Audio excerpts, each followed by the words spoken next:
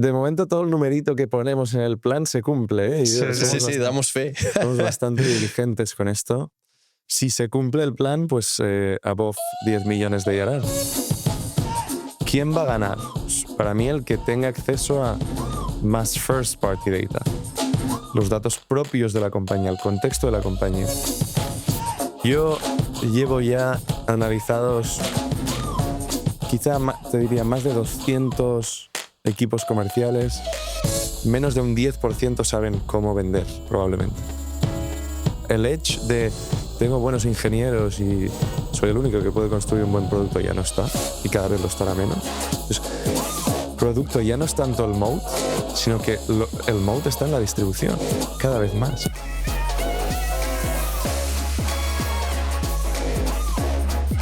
Hoy nos acompaña Kai Brandt, fundador y CEO de Enginy, empresa del portfolio de Samaipata y una de las compañías que está redefiniendo cómo se vende con IA.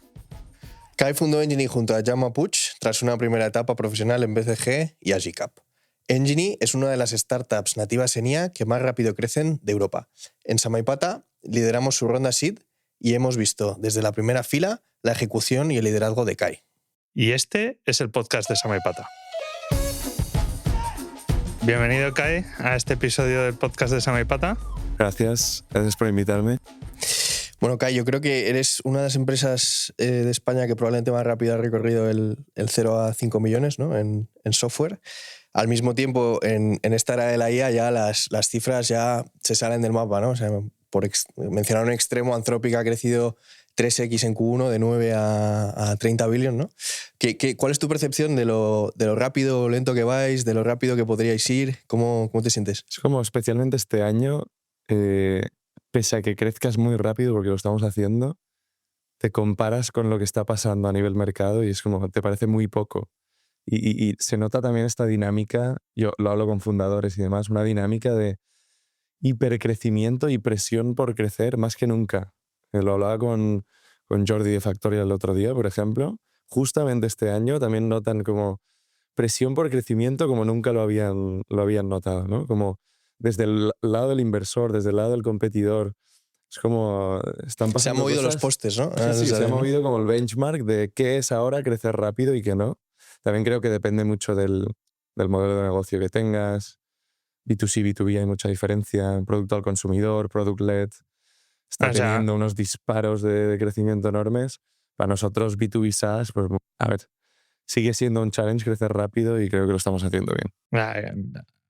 Por ponerlo en contexto, que sois una de las empresas en España de mayor crecimiento a día de hoy, ¿no? En España, probablemente. Y una de las cosas que surge cuando creces a esta velocidad, cuando pilotas a esta velocidad, ¿no? Es que saltan fuegos, siempre saltan fuegos en la vida de un emprendedor, ¿no? Y los tienes que arreglar mientras que mantienes dos ojos en la carretera y tienes que mantener ese crecimiento a velocidades vertiginosas y arreglar el fuego al mismo tiempo, ¿no? O sea, cuéntanos algún ejemplo igual de alguno de estos fuegos internos que hayáis tenido que resolver antes de que se os hagan bola, porque a la velocidad a la que crecéis aumenta el riesgo de ese fuego, ¿no? Claro, es que cada día, el más reciente, pues al final nosotros al hacer el planning de este año, nosotros siempre hemos sido outbound based, ¿no? Hemos crecido a base de equipo comercial, llamada a puerta fría, agendar demo, cerrar el cliente, ¿no? Claro, para crecer de 1 a 3 million con un sistema outbound puedes hacerlo. Outbound en algún momento, en algún punto del crecimiento de la compañía, empieza a ser difícil tenerlo como único canal. Entonces, cuando pintamos el plan de este año, pintamos, oye, vamos a seguir la trayectoria que estamos siguiendo en Outbound, quizá creciendo un 2X con Outbound, pero queremos crecer un 3X, vamos a meter otros canales ahí. Entonces, lo que vi yo hace 3 meses, el canal de Inbound se empezó a colapsó un poco. Hicimos un rebranding, cambio de marca, entonces todo el esfuerzo hecho en orgánico, sobre todo, y posicionamiento SEO, se nos fue a la mierda.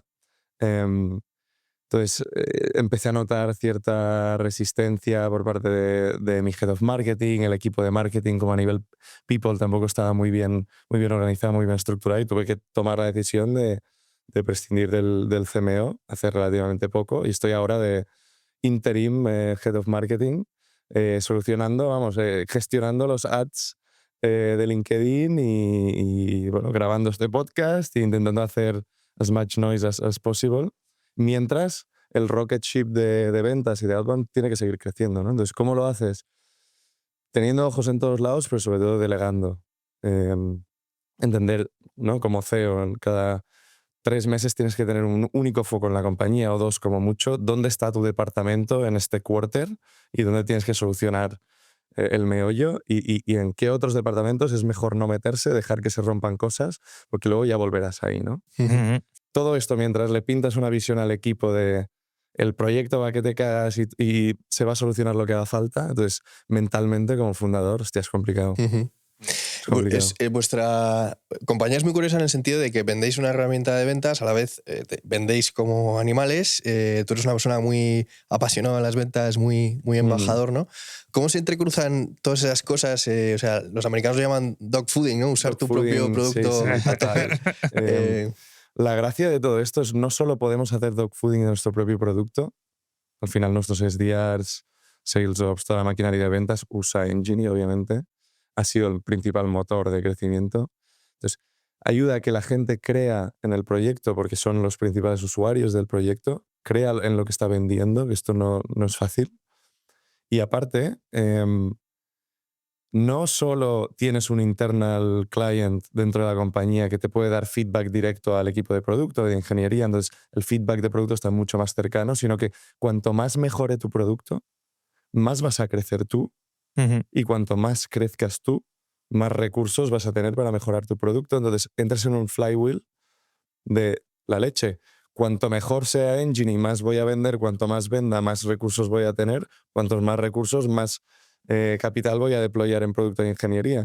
Entonces tiene un efecto snowball o flywheel de la leche. Y esto me encanta de nuestra compañía. Es un asset chulo.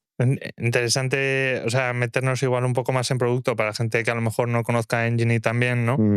Y sobre todo el tema de la IA para ventas, pues es un tema muy del momento, pero se generaliza bastante, ¿no? Entonces, vamos a desgranarlo un poco. Al principio el pipeline tienes los que aportan datos de leads, ¿no? Luego hay los que automatizan la prospección y casi sustituyen el rol de lo que sería un SDR, ¿no?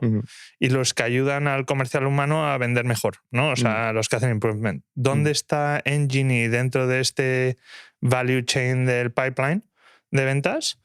Y cuéntanos un poco más del producto y de qué es lo que resuelve Engine para sus clientes. O sea, al final el workflow de ventas es bastante sencillo. Va desde identificar a tu cliente potencial hasta cerrarlo. Suena simple, pero es así, ¿no? Entonces, todo este flow está partido en múltiples steps. Nosotros sobre todo nos centramos en el top of funnel, es decir, ayudar a equipos comerciales a identificar quién está más hot en su mercado, quién es un buen prospecto al que pueden vender, sacar tantos datos sea posible de este prospecto para ayudarles a prospectar, automatizar todo lo automatizable, que a día de hoy es pues, todo el outreach multicanal, por email, por LinkedIn, ayudar a automatizar todo ese proceso.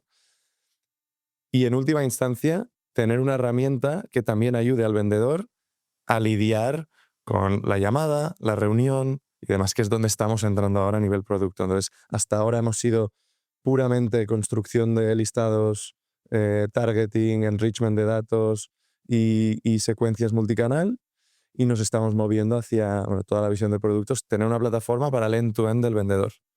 Es decir, que el vendedor conviva cada día en mi plataforma y que mi plataforma se convierta en el System of Action, sistema operativo de las ventas, on top de cualquier CRM.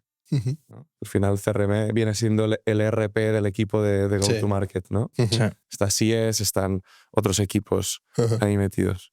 Hay algunos competidores vuestros que quizás, al menos en fachada de marketing, desde el principio vinieron más con el planteamiento AISDR, ¿no? AISDR, ¿no? De digital workers y tal, ¿no? Sí. ¿Y cómo habéis navegado vosotros esa transición? Porque entiendo que visión a muy largo plazo quizás podéis estar ahí también en algún punto, pero no ha sido el planteamiento inicial, ¿no? ¿Cómo habéis navegado eso? Ya desde muy pronto, y eso se nota o sea, mis competidores, donde el equipo fundador viene de experiencia en sales, inclusive nosotros mismos, ya vimos, olíamos esto en el mercado. Yo recuerdo estar teniendo las primeras conversaciones de seed con inversores top-notch, europeos, americanos, diciéndome, no, tienes competidores que están haciendo, ¿no?, el concepto de AI SDR, no tiene sentido que montes una plataforma para el vendedor o con el concepto de copiloto, AI Copilot para el vendedor, ¿no? Y al final estas empresas se han ido a pique. La filosofía aquí, nuestra filosofía de la industria es: las ventas son tan humanas que siempre vas a necesitar a alguien, al menos down the funnel, en los últimos steps del cierre, de la negociación, de la reunión. Al final compramos de quien nos gusta, ¿no? La venta es muy humana. En un setup en el que todo el mundo está automatizando, todo el mundo tiene autopilot, AI SDRs, llámalo como quieras, tirando mensajes por todos los canales, ¿qué vendedor se va a diferenciar? El que tenga el toque humano. El que sepa contar bien su valor, ¿no? Entonces es como, nuestra visión es crear la plataforma para el vendedor de dentro de 5 años. Es una plataforma donde hay mucha automatización, mucho leverage en inteligencia artificial. La IA te ayuda a navegar tu mercado, a entender a quién tienes que prospectar. Inclusive, hago una llamada, pues tener una IA que me esté ayudando en real time. Para de hablar, que estás hablando demasiado, deja hablar al prospecto. El prospecto te ha mencionado a un competidor, dile esto, aquí está la battle card que tienes que usar.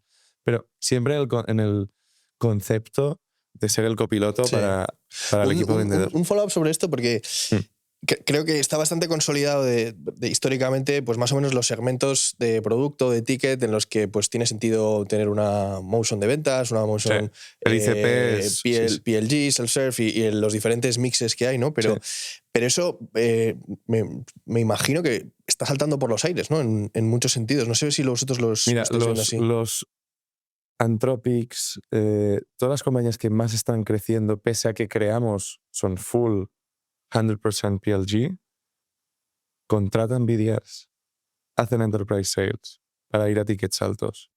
El sales-led te permite algo muy...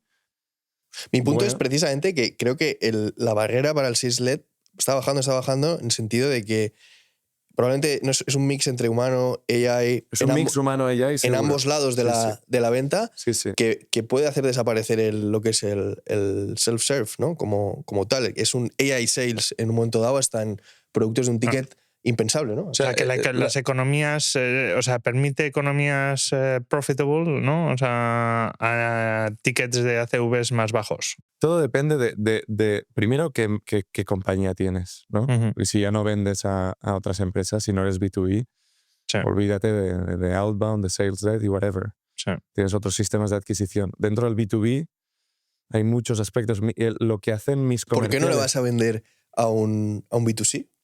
Con Porque AI, vender en el sentido tu de... ticket medio siendo el consumidor tu cliente. Pero ya hablo en un mundo AI-driven 100%, y con vender quiero decir una propuesta completamente customizada, enriched por el cliente, con una intervención humana cero o mínima, pero que se parezca más a las ventas que al PLG. Quizá te funcionará en el long tail de los clientes y puede llegar a funcionar en B2C, pero B2C también se mueve por market trends, ¿no? Se trata mucho más de posicionar contenido, de crear un espacio mental en la mente del consumidor. Es una motion de go-to-market muy distinta. Lo que cualificamos nosotros, nuestro cliente ideal, cuando prospectamos a compañías, lo que cualifican mis comerciales es, oye, primero, ¿qué empresa tienes? ¿Qué ofreces? ¿Qué problema resuelves? ¿No? Y sobre todo, ¿cuál es tu go-to-market motion? Hay compañías que tienen que hacer sales-led, hay otras que tienen que hacer product-led y el sales-led no les va a funcionar. Entonces, es un mix entre qué tipo de producto tienes, a qué consumidor vas, dónde está ese consumidor, cuál es tu ticket medio, muy importante el ticket medio. Probablemente si vas a vender a Enterprise, ciertamente necesitarás montar una estructura comercial y tener parte de sales-led. Eso no implica que no puedas tocar varios canales y de hecho los canales son compounding.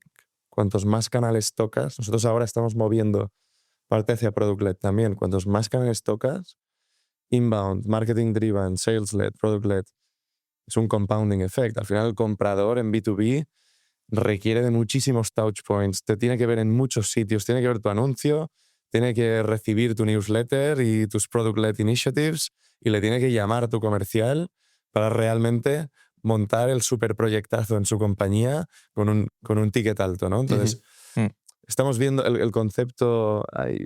Vincent John, que es bueno, estuve en producto en ZoomInfo, fue CPO en Dealfront, también una compañía de mi espacio, y organiza ahora eventos para founders, lo vi hace unos días. Escribió un libro sobre Product-Led Sales, que sería un poco la combinación entre el PLG y el Sales-Led, ¿no? Tengo un funnel de producto, o sea, la gente, pues, try free, puede entrar en mi producto de forma autónoma y empezar a tocar el producto, pero tengo a mi equipo de vendedores usando esos leads que van entrando, analizando el usage en el producto para convertir aquellos early signs de gente que ha entrado vía PLG que pertenezca a compañías más grandes y donde podamos escalar a un ticket más alto, convertirlos a ticket alto mediante sales. Entonces depende. Yo voy a compañías que tienen claro que al menos parte de su go-to-market motion va a ser sales-led. O sea, cuando piensas a tu nivel más que al nivel de tus clientes en aumentar tus ACVs, en ser capaz de targetear empresas más tipo enterprise, ¿no? O sea, ¿cómo ves la evolución del producto con esta ola de IA agéntica, ¿no? ¿Qué funcionalidades del producto estáis apuntando a desarrollar para que os permitan aumentar esos ACVs? ¿Y qué otras funcionalidades al final? Porque, o sea, desde nuestro punto de vista, y creo que es algo que compartimos bastante, o sea, lo más importante a largo plazo es crear defensibilidad. ¿Qué funcionalidades de producto estáis desarrollando para crear esa defensibilidad a escala? Creo que esto nos lo preguntamos siempre con Jaume, mi cofundador, mi CPO. La defensibilidad para nosotros son dos cosas. En una era de la IA donde todo el mundo va a poder hacer leverage de third-party data, los datos serán accesibles a todo el mundo. Todo el mundo usando Cloud Code puede acceder a los mismos datos que tú y yo podemos acceder. ¿Quién va a ganar? Pues para mí, el que tenga acceso a más first-party data, los datos propios de la compañía, el contexto de la compañía. Entonces, cuanto más te muevas a ser el sistema operativo que está almacenando datos, ¿no? Un CRM es un buen ejemplo, ¿no? HubSpot tiene unos datos de mi compañía ahora mismo, todos los emails de ventas, de atención al cliente, ticketing, tiene una gran cantidad de contexto sobre mí que yo no me puedo mover de ahí. Y si implemento IA, será on top a ese sistema operativo. Usaré Claude on top del MCP de HubSpot. Queremos crear un poco el mismo ecosistema, pero para el vendedor. Es el concepto, un sistema operativo de ventas. Es decir, funcionalidades que estamos desarrollando, Dialink. Quiero que mi plataforma sea donde el día a día de las llamadas de los SDRs, de la gente que tienes en ventas, esté ahí. Que podamos empezar a almacenar datos de esas llamadas. Poder usar esos datos para training y para dar insights al vendedor. Entonces ya va más. Empezamos con Enginy haciendo mucho leverage de third party data, ¿no? De señales del mercado y datos del mercado, y es mover el producto hacia first party data, hacia un sistema operativo para el vendedor.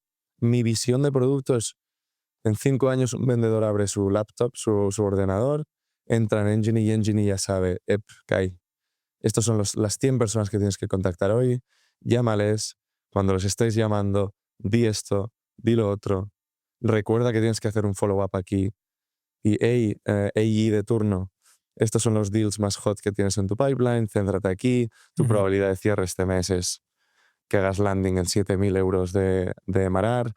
Este tipo de, ¿no? Engine se convierte en el cerebro de todo mi funnel, mi embudo de ventas, y tiene datos first party data de todo el proceso, es hacia donde va. Lo que es interesante además es que no es solo del proceso un proceso específico, sino de procesos similares que pueden aportar valor a otro ventas que no esté involucrado en ese proceso, ¿no? Si yo trabajo con muchos clientes similares a ti, con GTM Motion similares a ti, con un ICP muy similar al que targeteas tú, probablemente te pueda ayudar y recomendar y best practices de qué hacer, ¿no? Y eso también es first party data, pero anonimizada e industrializada en cierta medida. Pero sobre todo es enfocar el producto hacia ahí. A nivel de features, pues dialing, nos meteremos en gestión de meetings, note-taking. No tiene por qué ser desarrollando la funcionalidad, puede ser integrando un Granola, un Chili Piper o herramientas que ya hagan note-taking, pero queremos ser el sistema operativo, el system of action del vendedor del mañana. No. Mi sensación es que vosotros, bueno, que tenéis un ticket relevante, sobre todo en relación al tamaño de muchos de vuestros clientes, supone una inversión que viene de un presupuesto que entiendo anteriormente no existía, desde luego, con la etiqueta de software. Probablemente formaba parte de un presupuesto comercial más en genérico, ¿no? Que es un poco la gran promesa de AI, del TAM que está desbloqueando, de la captura de valor que pueden hacer aplicaciones de AI como vosotros. No sé cómo veis eso, cómo podéis seguir, bueno, primero estás de acuerdo, sí, cómo podéis seguir profundizando, capturando más valor, ¿no?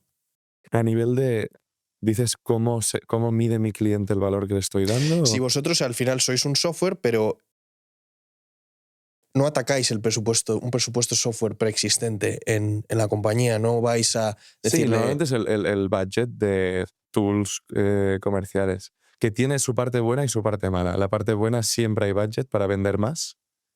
Tú quieres vender más, probablemente, ¿no? ¿Quién no quiere vender más? Siempre hay budget para esto. La parte mala es muchas fake demos, mucha rotación de pruebo esto, pruebo lo otro. Nuestro buyer, al final, un director comercial, pensad en qué rotación tiene un director comercial. Probablemente no es tan sticky en una compañía un director comercial o el equipo comercial en sí que el financiero, ¿no? Entonces, cuando tu buyer tiene esa cadencia, esa rotación, también sí. van al mes o al quarter. Son perfiles que si algo no va mal, lo sabré al final de quarter, como mucho. Y si hago un cambio, lo haré de Q1 a Q2. No tengo una perspectiva de cambio annual based, como en muchos otros departamentos. Entonces, esto también te afecta en la gente quiere probar muchas cosas se quedan en el aire. Asegurar resultados a corto plazo es mucho más importante, no tienes tanto tiempo para deliver. Hay más rotación, un churn estructural relativamente más alto que en el resto de B2B SaaS, probablemente, ¿no? Entonces, tiene su parte buena y su parte mala. ¿Cómo abordáis el tema del churn vosotros? Bueno, al final, un poco el resumen es quién no quiere vender más, quién no va a querer probar Enginy. Por eso podemos crecer relativamente rápido. Nuestro foco tiene que ser en centrarnos a piñón, a asegurarnos de que el cliente está sacando valor en menos de 3 meses. Y eso no siempre pasa. Y no siempre lo controlas tú como compañía. Yo llevo ya analizados, quizá te diría, más de 200 equipos comerciales de empresas de todo tipo, en España, fuera de España. Menos de un 10% saben cómo vender, probablemente. Algunos, obviamente hay niveles, no es negro o blanco, ¿no? Pero poca gente tiene una buena metodología de ventas, un buen proceso de ventas. Entonces, hay mucha parte educacional también que tenemos que hacer y gran parte del valor que damos.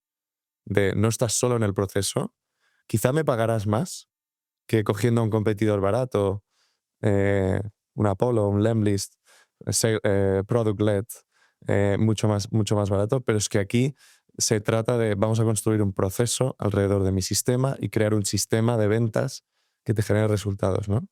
Intentamos dar ese extra mile de dar la consultoría al cliente de lo que hacer en base a lo que nos ha funcionado.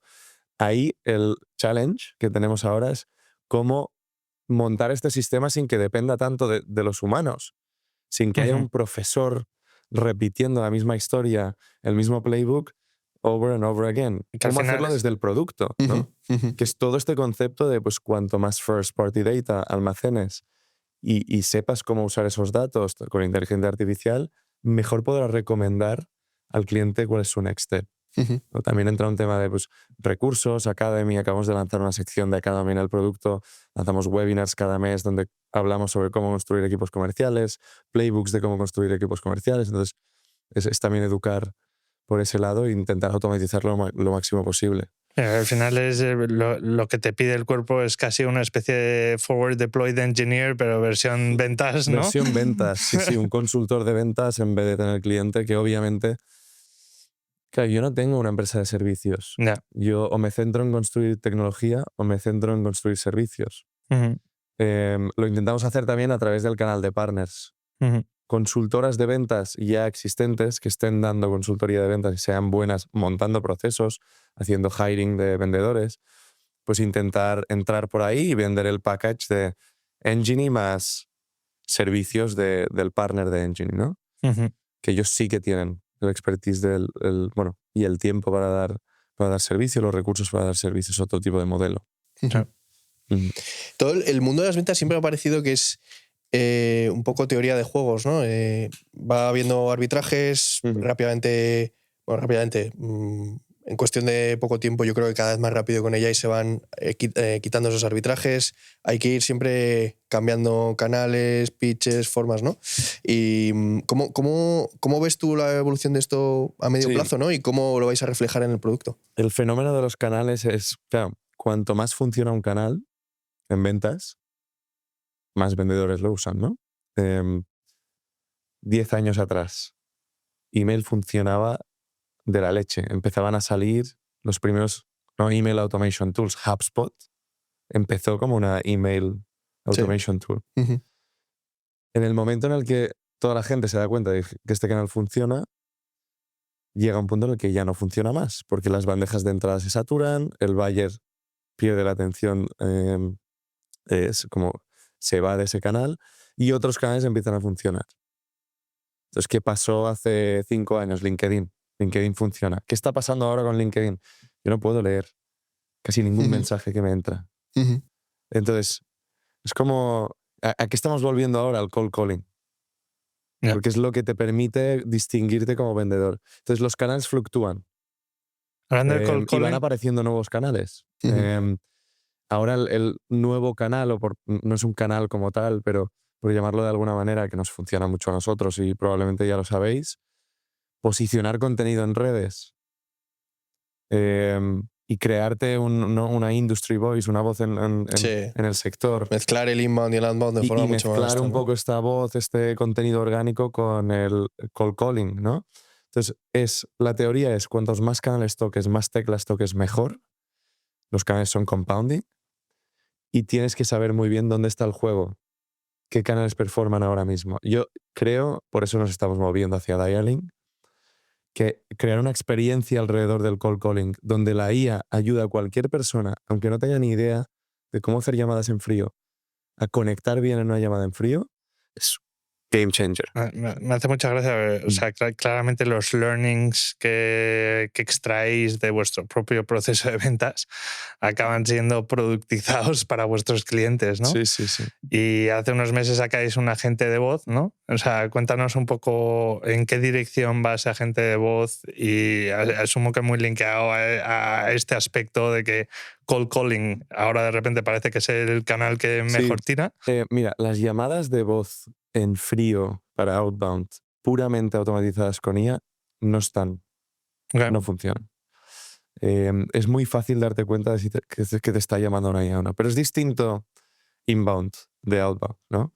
Si yo he pedido información sobre un producto o servicio, o si yo tengo una inquiry sobre alguna cosa, a mí no pasa nada que me llame un bot de inteligencia artificial. Perfecto. Menos problemas, no interactúo con nadie y soluciono mis dudas y mis problemas, ¿no? En outbound no se trata de... El buyer ni te conoce.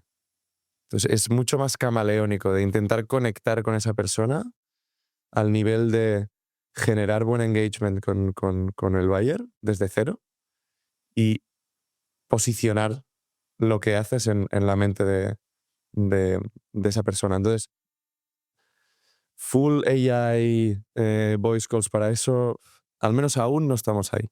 Donde funciona mucho el sistema de voz, y ahí lo estamos implementando bastante, es, por ejemplo, que uno de los steps cuando llega una campaña de outreach, de outbound, sea mandarle una nota de voz generada con IA por cualquier tipo de canal, por LinkedIn en concreto o por cualquier sitio, mandar una nota de voz generada con IA al prospecto simulando mi voz y que sea personalizada a su caso concreto, ¿no? Esto funciona ¿Ah, sí? increíblemente.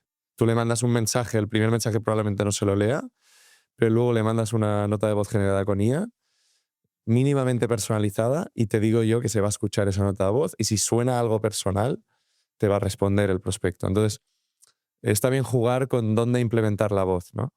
Queremos tener un producto también que pueda satisfacer el workflow de inbound, ¿no? Ahí probablemente metamos más voz como totalmente autónoma en la llamada. Pero creo que para llamadas outbound, al menos donde nos posicionamos más nosotros, es en construir esa experiencia de copiloto en la que en tiempo real, en la llamada, el agente me está asesorando sobre lo que tengo que decir o cómo gestionar esa llamada. O sea, estáis en un sector bastante competido, ¿no? O sea, dentro de lo que cabe. Muy competido. Con mucho, creo que es el más competido de los que hay ahora mismo en con B2B. mucho acceso a capital, además, ¿no? O sea, sí. Tienes ElevenX que ha levantado un montón de dinero de Andreessen, de Benchmark, ¿no?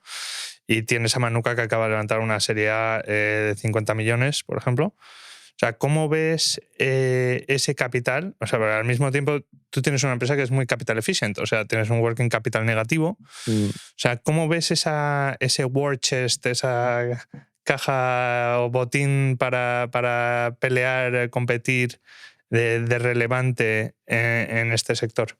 O sea, he visto competidores con un framework, el que hemos dicho antes, ¿no? AISDR, un framework que no funciona y donde ningún vendedor está preparado para implementar.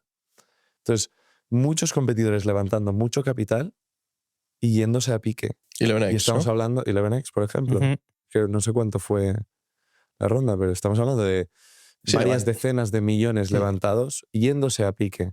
Entonces, también hay que pensar... A una velocidad todo, ¿no? O sea, era la niña bonita, los rumores que circulaban de llevar una cosa completamente escandalosa, encadenaron 2 rondas con Andreessen y con Benchmark, creo que fue, ¿no? Es muy probable que levantando tanto capital, tu única presión sea deployarlo rápido y crecer muy rápido. Para crecer muy rápido vas a necesitar poner las expectations de tu mercado aquí.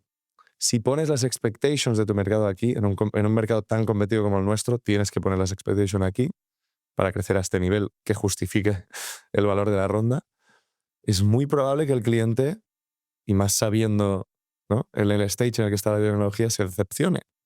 Hostia, tú me has dicho que contratando tu software de 6K al mes, yo hago replacement de todos mis comerciales y me ahorro 7 salarios. Cuando me pongo a implementarlo, quizás que he echado a personas gracias a esa promesa, o sea, por culpa de esa promesa, ¿no? Es muy fácil que yo... los resultados luego no den la talla. Entonces, nosotros lo vemos como... Obviamente hay que levantar capital para construir war chest y estamos en un blood ocean, pero con sentido y priorizando lo que el usuario quiere y lo que realmente necesita el mercado. Y es un poco este concepto de construir un system of action o un operating system para el vendedor es muy distinto que tu plataforma sea un canal que tiene que deliver results. Yo no quiero que vean Enginy como es un fully automated channel que me va a dar leads gratis metiendo pasta aquí. Yo quiero que vean Enginy como el sistema operativo para mis vendedores. Mis vendedores van a evolucionar, igual que los programadores están evolucionando. Pensad en las herramientas que realmente despegan a día de hoy. Son herramientas que hacen empowerment del humano. Entienden dónde dentro del workflow del humano tienen que automatizar y dónde el humano tiene que estar en el loop. Y lo hacen muy bien eso. Esto para el vendedor, creo que hay poca gente que tiene claro cuál es esa y metiendo la óptica inversora, el otro tipo de herramientas, ¿no? Esas más oportunistas, con un valor con las patas más cortas, también pueden despegar. Hay muchísimos ejemplos, pero al final, ¿no? Al único al que beneficia es al fundador. Porque créeme que el fundador coge un secundario en la serie B, o ni al fundador, su vida, ¿no? Probablemente. crece su marca personal, se monta un currículum de la leche. No, desde luego. O sea, no genera ningún tipo de me soluciona la vida. Ahora, al negocio salir a pique. ¿A quién perjudica? Al inversor, primero de todos. Sí, pero hay tantos nombres que ya están como en la parte de atrás de nuestra memoria, ¿no? De esta habla de AI, no sé, Jasper, el propio Stable Diffusion o cosas de ese estilo, ¿no? Que no han sido capaces de entrar mucho más profundo en los workflows, como decís. Desde el punto de vista inversor, no generas ningún tipo de locking, ¿no? Tu share of wallet dentro de tu cliente, pues va a ser fragmentado por naturaleza. Es como todo lo contrario a lo que apuntáis vosotros, ¿no? Para mí la defensibilidad es obviamente tener acceso a capital, más que nada porque yo el acceso a capital es más un tema de, oye, en un momento en el que con IA construir producto es más fácil que nunca, cualquier persona puede construir, o sea, el edge de tengo buenos ingenieros y soy el único que puede construir un buen producto ya no está, y cada vez lo estará menos. Entonces, producto ya no es tanto el moat, sino que el moat está en la distribución, cada vez más. Está en vender mejor, está en vender más. Entonces, es sobre todo tener acceso a capital para que puedas realmente tener un moat en distribución. Crecer rápido, tener acceso a esa first party data tan rápido sea posible para luego ser el owner del contexto y estar trabajando con muchos clientes, ¿no? HubSpot, Salesforce, ¿por qué tienen moat? O sea, que estén plummeting en bolsa, ¿no? Que hay parte justificada, pero probablemente mucha parte que no. Porque son owners del contexto, son el system of record, ¿no? Entonces es un poco el construir con esa filosofía. Sí, eso es lo que, bueno, un poco el mercado está dilucidando ahora, ¿no? Si realmente la posición de System of Record es defendible y cuánta innovación por encima de esa posición necesitas para realmente defenderla, ¿no? Nosotros, vamos, nuestra experiencia como pyme, entre comillas, usuarios de uno de estos CRMs que mencionas, es que se está viendo desplazado a un rol cada vez más de infraestructura, de pura base de datos, y el producto, la superficie de trabajo es cloud, etcétera, ¿no? Pero lo pienso en frío y en caliente y hablo con cualquier head of sales que exista en el planeta y lo último que harán es moverse de Salesforce. Pues nosotros... sí, pero vosotros no sois el perfil. Somos una pyme, ya lo digo antes, ¿no? Somos una parte del mercado determinada. Estamos hablando de compañías que montan un proceso alrededor de, que tienen workflows, propiedades, sistemas creados alrededor de. No hay manera de que los muevas de ahí. Que van a dejar los usuarios... Es un continuo, sí. No es blanco-negro. Van a dejar los usuarios de interactuar con estas plataformas porque habrán layers de IA on top que lo harán, seguro. Van a dejar los SDRs de meterse en CRM porque tendrás un engine muchísimo más eficiente, un system of action que le diga al SDR lo que tiene que hacer. ¿Y será engine el que escriba el CRM? Seguro. Pero te digo yo que el CRM probablemente esté. Pero llega un punto... Probablemente esté porque parte de esta desconexión se vaya ajustando en captura de valor. Y si te quedas en una postura tan atrás... Aunque tú sigas pagando por una base de datos, tiene valor tener una base de datos. Sí, pero, tiene valor que esa base de datos. BigQuery es gratis. Sí, exacto. Llega por hacer un poco reducción al absurdo, pero... No es tan simple como parece. No lo es. Migrar todo lo que tienes en HubSpot a BigQuery tampoco es fácil. La IA quizá ayuda. Yo creo que hay mucho... Claro, puede llegar a un punto en el que si el problema es, hostia, no quiero migrar de lo que se suponía que era un System of Action, pero ya no lo es un System of Record y pura base de datos que solo escriben agentes, no hay humanos interactuando ahí, o sea, la UI ya no me sirve de nada. Si yo puedo migrarlo muy fácil a otro sitio, quizá gracias a la IA, y hay idea de negocio, AI agents para data migration, seguro que, pero que van a funcionar. Lo que decía Íñigo es quizá vamos a llegar a este punto.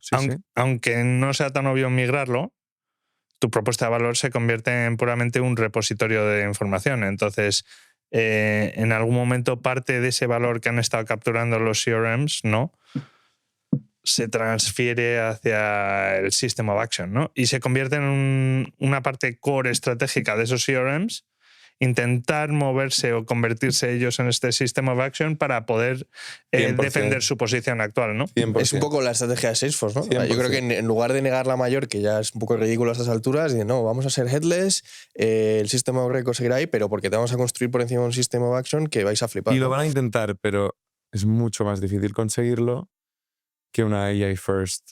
Totalmente de acuerdo. Porque tienen un legacy arrastrado de miles y miles y miles de clientes con miles y miles y miles de necesidades, que es muy fácil reinventar la rueda cuando ya has construido algo, ¿no? Y ahí otra cosa. Estos System of Records, porque al final son System of Records, independientemente de si son Systems of Action o no, todos mis datos, todo mi contexto a nivel comercial está en CRM.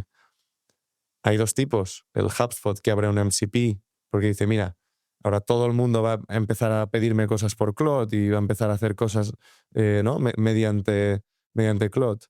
Y, ¿vale? Me posiciono como abro un MCP para que, al menos si soy su base de datos, que puedan llamarme desde cualquier plataforma, desde cualquier interfaz, y más si es una interfaz que cada vez se va a usar más, ¿no? Y hay otros como Salesforce que dicen, no, yo quiero ganar el mercado y no abro un MCP. Y para mí hay mucha diferencia en un System of Record que sí que va a perdurar, probablemente sea el que tenga los canales adecuados para que desde cualquier interfaz le puedan llamar. Yo sé que si tengo Cloud Code Agents montados para cada semana darme un weekly report de las llamadas que han hecho mis comerciales, voy a seguir pagando por HubSpot. Porque tiene el MCP, es mi System of Record. Quizá lo que le voy a pedir a HubSpot es te quiero pagar menos, porque te comparo con, pero no voy a migrar. Entonces, sí que veo un futuro en el que conviven todas estas plataformas siempre y cuando no nieguen la realidad, que es la gente, o ya no todos los usuarios quieren una interfaz, hay otros que la necesitan, pero no todos quieren ir a la interfaz y la interfaz está cambiando. Un Head of Sales probablemente en el futuro no entre a Enginy. Le pedirá a Claude, que está conectado a Enginy, dame un reporte de mis comerciales y lo que han hecho. Dame una gráfica de cómo está subiendo mi ARR month over month, porque tengo que dar este reporte a mi CEO. Pero un SDR que tiene que montar sus campañas y sus secuencias probablemente es muy ineficiente y que lo haga mediante Cloud Code. Es como, monta una secuencia donde el primer step sea, el segundo step sea, el mensaje concretamente. No, una UI me servirá mucho más. Entonces es un poco esta filosofía de hay System of Records con apertura y otros que no se están abriendo. Y ahí veo diferencia. Tocamos en este último topic ligeramente igual uno de los grandes retos de operar en este espacio, que es el riesgo de plataforma. No es único a este espacio, pero existe aquí, ¿no? ¿Cómo ves un posicionamiento o sea, qué estrategias estáis haciendo para minimizar ese riesgo de plataforma según vais creciendo? Mira, hay riesgo de plataforma en cuanto a CRM, es decir, contenders que, bueno, tienen el System of Record, tienen el contexto. Exacto. HubSpot es un ejemplo, Salesforce es un ejemplo, donde ahí más o menos es lo que os he contado, y hay riesgo de plataforma de canales. No todos los canales permiten cierta automatización, están limitados, hay riesgo de plataforma en cuanto a canal también. Entonces nuestra filosofía es, vamos a diversificar a cuantos más canales sea posible, entendiendo también el efecto compounding de, ¿no? Tienes que ir más y más a multicanal, y vamos a convertirnos en System of Action. Yo quiero que el vendedor pase todo su día en mi plataforma y tenga acceso a todos los canales mediante mi plataforma. Entonces ya el riesgo de un canal no es tan alto. No deja de ser un riesgo, ¿no? Sí. Hay compañías que tienen un riesgo u otro. En nuestro caso es sobre todo CRM y riesgo de canal. ¿Cómo lo habéis manejado hasta la fecha, ¿no? O sea, hemos visto el caso de algunos competidores vuestros que han tenido problemas por este riesgo de plataforma, ¿no? Baneos, exacto. Sí. Entonces, ¿cómo habéis hecho vosotros para que este riesgo, de hecho, se convierta en un edge competitivo, ¿no? En cierto modo. A ver, muchos de mis competidores, por no decir casi todos, baneados de LinkedIn. LinkedIn les quita el acceso a sus cuentas personales, cuentas de compañía. Quizá me pasa a mí en un futuro, quién sabe, y estará este vídeo grabado y podré contarlo. Nuestra filosofía a la hora de interactuar con ellos ha sido siempre desde la buena fe, querer construir algo que realmente sirva para el ICP que tenemos en común, que es un departamento comercial. Ellos también tienen un producto y una visión de quiero construir tecnología. Su misión es construir tecnología para eficientar las ventas parcialmente. Entonces, ¿cómo no van a querer colaborar con una compañía que también tiene esta visión, ¿no? Entonces, siempre nos hemos posicionado así. Publicamos muchísimo contenido en LinkedIn. Somos fanáticos de usar LinkedIn como canal de growth. El equipo de marketing de LinkedIn nos ama. Estuvimos rankeados Top Startup de España 2024, pero sí que hay unos riesgos legales, contractuales, por llamarlo de alguna manera, y de marca, de imagen, pues que no son fáciles en nuestro mercado. Tampoco es obvia la ecuación por el lado de las plataformas. Al final está cambiando tanto cómo se van a ir empujando las ventas, ¿no? Yo creo que no hay otra opción que apertura. O sea, en el momento en el que Cloud puede navegar cualquier tipo de perfil en LinkedIn y usando tu navegador, sí. Tu navegador local, empezar a navegar en perfiles, solicitar conexiones, enviar mensajes. Estás automatizando. O sea, es evidente que en el largo plazo va a haber apertura. ¿Cuándo la va a haber? Apertura meaning OpenAPI. OpenAPI, exacto. OpenAPI limitada, que es un poco lo que pedimos nosotros. Pedimos acceso a una OpenAPI para que los toolmakers puedan convivir, pues como Gmail la tiene. Tú imagínate que Gmail niega el acceso a una API. No habrían ventas por email. No podemos asumir que todo el vendedor en 2030 estará manually redactando todos sus emails, ¿no? Sí, Entonces, sí. es como esta filosofía en el largo plazo. Ahora, puede pasar que además por A, por B o por C, pues acabe yo baneado, ¿no? ¿Quién sabe? Pero intentamos que trabajar en esa relación con LinkedIn, hacerles ver esto, hacerles ver que no se trata de lo último que quiero es tener una tool spammy que lo que hace es perjudicar las bandejas de entrada. Yo lo que quiero es construir producto para el vendedor. Y se lo he hecho saber muy claro a LinkedIn. Y decide LinkedIn lo que quiere hacer, ¿no? Porque al final es su plataforma, son sus derechos contractuales, pero bueno, también hay una cobertura legal. Europa cada vez está regulando más se llaman gatekeepers, ¿no? Los mercados digitales tienen ciertos gatekeepers digitales. LinkedIn, Microsoft, que son ecosistemas, ¿no? Google, son ecosistemas donde realmente las compañías que han creado esos ecosistemas están obligadas, en cierta medida, a cierta apertura. Sí. Entonces, hay una línea por ahí. Sí, es como siempre la pelea de la definición de qué es como... cuáles son los scopes que pueden estar cerrados, ¿no? En el caso de... ¿Qué es? ¿Quién es el dueño de la data también, no? O sea, ¿Qué es apertura y qué es cierto monopolismo también, ¿no? Claro. ¿Dónde está la línea entre monopolismo, no abro datos a nadie, pero porque quiero proteger mis intereses, o máxima apertura que perjudique a mis mis usuarios? intereses? Porque lo que está claro es que no debería perjudicar. Ahora, la cuestión es los datos a quién pertenecen. Pertenecen al usuario, al final, Los ¿no? datos pertenecen al usuario. Entonces, si... Tú cuando creas una cuenta en cualquier red social, esto se escapa de solo un canal, o sea, Meta, lo mismo. Los datos que tú pongas sobre tu puesto de trabajo, lo que estás haciendo, en qué compañía estás, son tuyos. Y eso está muy claro a nivel contractual. Entonces, bueno, entra GDPR también en todo este batiburrio. No estamos en un mercado legalmente muy sencillo. Es una realidad. Hay que encontrar legal market fit, más que product market fit. Pero en eso estamos. Vamos mejorando, vamos fortaleciendo nuestro producto y nuestra visión sobre el mercado. Y al final no me preocupa el largo plazo, eso seguro. Cambiando un poco de tercio, me gustaría que nos contaras un poco más tu filosofía de cultura, de construir equipos. Has tomado varias decisiones a lo largo de la compañía pues muy opinionated en este sentido. Recuerdo Algunas que no, donde no estabais tanto de acuerdo. Recuerdo la oficina, ¿no? Al principio, luego, bueno, tenéis yo creo que un equipo muy tight, muy tight Sí. knit, ¿no? Bueno, mi experiencia siempre ha sido, tío,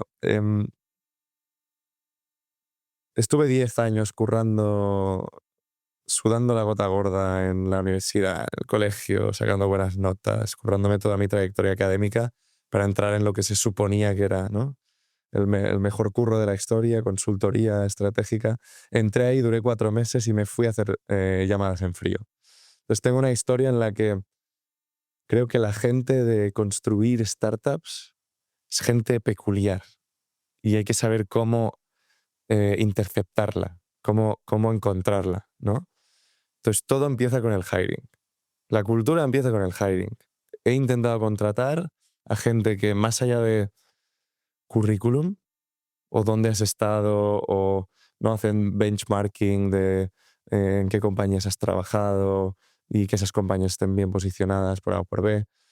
Dar gente que haya viajado mucho solo, que se le haya pegado con algo duro en la vida y lo haya remontado, que haya demostrado coraje y Resiliencia. resiliencia. Al final se trata de gente muy resiliente, gente con visión de mercado, creatividad, un poco de intuición de hacia dónde se mueven las cosas en tu mercado. Es un poco, vas a buscar mucho más el soft que el hard skill, ¿no? Porque al final estás construyendo algo que ni tú, como fundador, sabes qué será. Nadie lo tiene claro el qué será. Va evolucionando over time. Entonces, necesitas gente muy plástica, o sea, con plasticidad, muy elástica, de poder pivotar, estar ok con el cambio, ¿no? En la capacidad de adaptación. Capacidad de adaptación, resiliencia.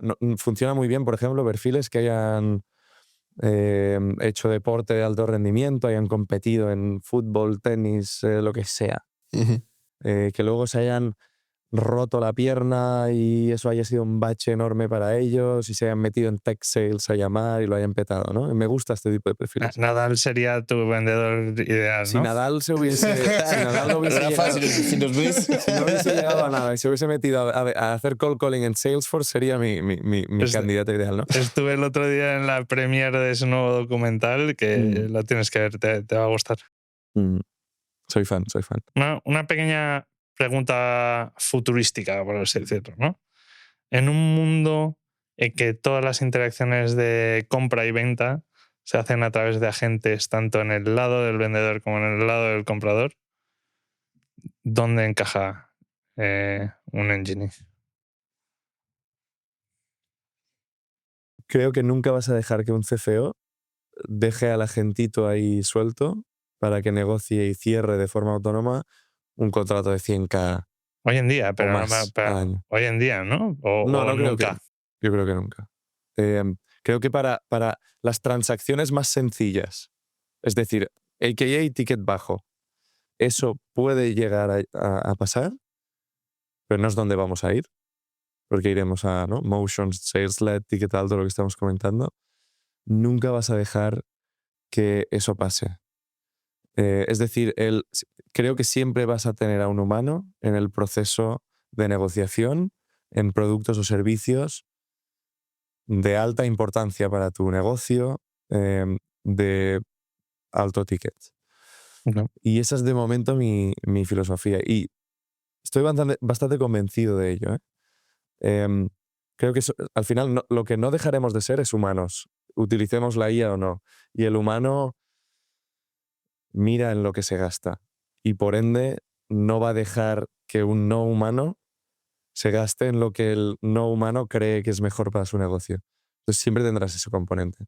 Hay cosas como la creatividad también, la creatividad humana, que pese a que la IA pueda mejorar mucho y ayudar mucho, las buenas ideas seguirán viniendo, o algunas, parte de ellas, de humanos, ¿no? Entonces, no soy believer del futuro en el que solo habrá agentes y tú y yo estaremos en la playa. No me creo eso.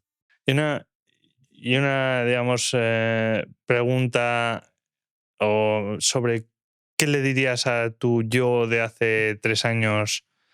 Y si tuvieras que volver a empezar Engine desde el inicio, ¿qué harías distinto? Uf, buena pregunta. Yo creo que hice algo muy bien, que tampoco quiero hacer aquí bragging, que es no centrarme en construir pitch de que ir a buscar al mejor inversor, sino que lo primero que hice es obsesionarme con el cliente y cerrar ventas. Y eso no lo hace todo el mundo. Esto es algo que me llevo. Quizá lo que habría cambiado es intentar no, o sea, hubiese contratado mucha más gente en producto mucho más temprano. Estiré mucho el hilo de, no, al final tengo a mis ingenieros, producen código, tengo a mis vendedores, venden ese código y que se hablen entre ellos, ¿no? Y no le daba mucha importancia al rol de producto, que es para mí a día de hoy el rol más complejo que existe en nuestra industria. Ujú. Entonces nos ha afectado mucho incluso a día de hoy no haber tenido muy buenos PMs o un cofundador o un CPO, alguien en C-level en quien delegar Con producto, una que idea era muy... yo en su momento, sí. pero claro, somos dos en nuestro caso, ¿no? En el que no, poder empezar a hacer producto bien desde el primer momento. Ok. Y para cerrar, ¿dónde estará Engine en 1 año, 2 años, 3 años? Ojalá lo supiera, ¿no? De momento todo el numerito que ponemos en el plan se cumple, ¿eh? Sí, Sí, damos fe. Somos bastante diligentes con esto. Si se cumple el plan, pues above 10 millones de IRR. Esperemos. A finales de este año. A finales de este año o principios de Q1, más o menos. Quizá enero del 27. Y esperemos que no solo en España, no solo con marca en España, queremos hacer ruido a nivel marca. Estamos haciendo muchas cosas. Ahora que tenéis al interim Head of Marketing delante, intentar hacer ruido a nivel europeo, posicionarnos bien como category leader al menos en Europa y quién sabe si explorar otras geografías con un equipo de más de 100 personas. La verdad es que es emocionante todo lo que se ha logrado hasta la fecha, pero también todo lo que vendrá. Tenemos ganas. 100%. Mucho ánimo. Mil gracias por haber estado aquí con nosotros. Gracias a vosotros. Y mucha suerte con lo que viene por delante.